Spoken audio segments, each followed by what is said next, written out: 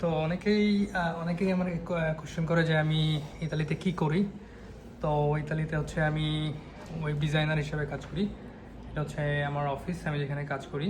তো আমি হচ্ছে ওয়েব ডিজাইন কি অ্যাকচুয়ালি আমি হচ্ছে ওয়েবসাইট বানাই। আর ইতালিতে এই ধরনের কাজও করা যায়।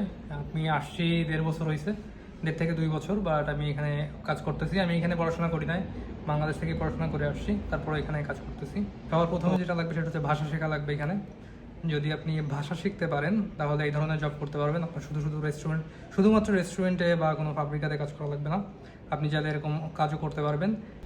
আর আমি কী ধরনের কাজ করি এটা অনেকেই প্রশ্ন করতেছিল, যে আমাকে তো একজন কোয়েশ্চেনও করছিল যে আমার এই যে ভিডিওতে যে কোন রেস্টুরেন্টে কাজ করি। তো আমি ওয়েব ডিজাইনার হিসাবে এখানে কাজ করি, আমি হচ্ছে পাদোবাতে কাজ করি।